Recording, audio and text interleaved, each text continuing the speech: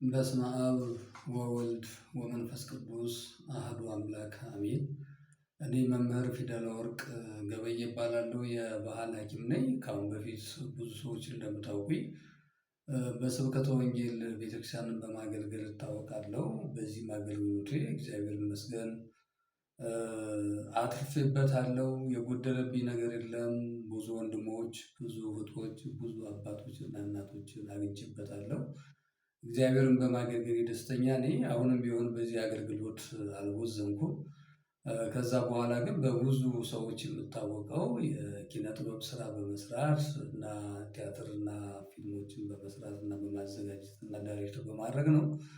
በዚህም ለምሳሌ ባለ አንድ ሰው ቲያትር በኢትዮጵያ ታሪክ ከያዩ ፈንገስ ቀጥሎ ሁለተኛውን የሰራው እና በአማራ ክልል የመጀመሪያ የሆነ ክር አልባ መርፌ የሚል ቲያትር ሰርቻለሁ። ብዙ ጓደኞቼ እና ብዙ ወዳጆቼ በዛ በቤተክርስቲያን አገልግሎት በነበርኩበት ሰዓት አንዳንድ ችግራቸውን በሚያማክሩ ጊዜ ለነሱ የሚሆነውን ነገር የሚችለውን የማውቀውና ከአባቶቼ የቀሰምኩትን እውቀት ከእጽዋት መድኃኒት በመቀመምና በመስጠት ለብዙ ሰዎች የነፍስም ለስጋም የሚሆን እረፍት የሚያገኙበትን መድኃኒት ሰጥቻቸው ተጠቅሞበታል። ብዙ ሰዎች በዛ ጉዳይ ተደስተዋል። አንዳንዶች በዚህ ጉዳይ የሚያውቁ ጓደኞችም ለምንድነው የማትሰራበት? ይህ ጥሩ የተሻለ ነገር ነው፣ ለምን አታደርግም? ወይም ደግሞ ለምን የጻፍከውን ክርታስ ለምን ለኛ አትሰጠንም የሚል ሀሳብ ነበራቸው።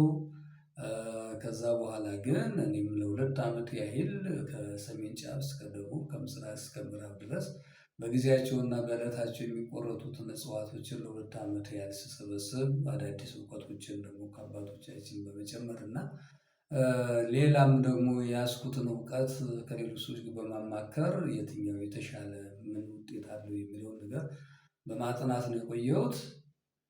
ከዛ በኋላ ግን ለምሳሌ አንድ ዓመት የእጽዋቱን ከሰበሰብኩ በኋላ ሁለተኛውን ዓመት ለመሰብሰብ ሳስብ በመሃል ቤት ሆኜ ለአንዳንድ ሰዎች መድኃኒት ሰጥቻቸው እግዚአብሔር ይመስገን ሰምሮ ብዙ ሰዎች ፈውስ አግኝተውበታል።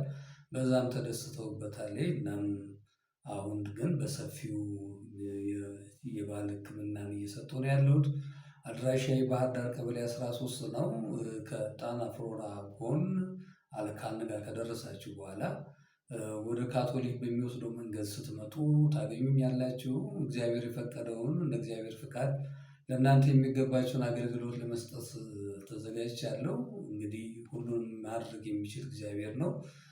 እግዚአብሔር በሚያደርገው ነገር ላይ ደግሞ ሁላችን እንደሰትበታለን። ሰው ከህመሙ ሲድን ከዚህ የበለጠ የሚያስደስት ነገር የለም። ዛሬ ያው ብዙ እጽዋት ይዣለሁ፣ ግን ከያዝኳቸው እጽዋት ሰሞኑን ከገቡልኝ ይሄ የምታዩት ተቀጽላ ነው።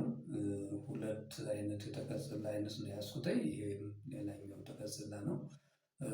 እነዚህ ተቀጽላዎች ናቸው። እዚህ የምታዩቸው ተቀጽላዎች ናቸው። የጥንጅት ተቀጽላ ነው። ይሄ የጥንጅት ነው።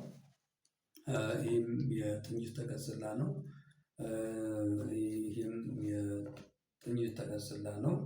ሌላኛው እነዚህ የክትክታ ተቀጽላ ናቸው። እነዚህ የምታያቸው የክትክታ ተቀጽላ ናቸው። ጥንጅትና የክትክታ ተቀጽላ ናቸው።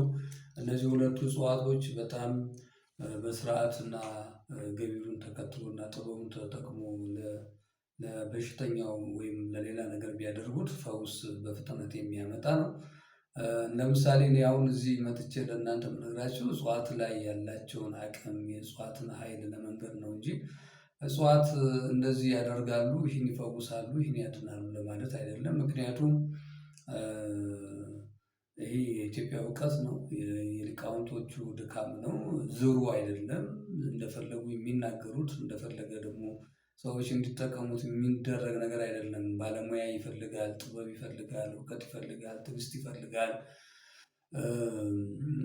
እንዲሁ የተደከመበት ነገር ስለሆነ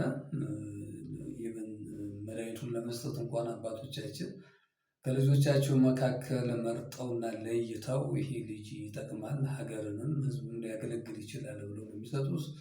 ከደቀ መዛሙርታቸው መካከል ትህትናውን አይተው ይጠቅማል ብለው አስበው የሚሰጡት እንጂ እንዲህ ዝም ብሎ እንካ ተሸከም ብለው የሚያሸክሙት ጓዝ አይደለም። ምክንያቱም አንዳንድ ጊዜ የምንሸከመው ነገር ከአቅማችን በላይ ከሆነ ላልተፈለገ ችግር ሊያጋጥም ስለሚችል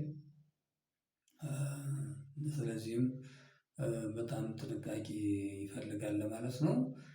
እና ኑ ታከሙ፣ አገልግሎት እንሰጣለን። አመሰግናለሁ።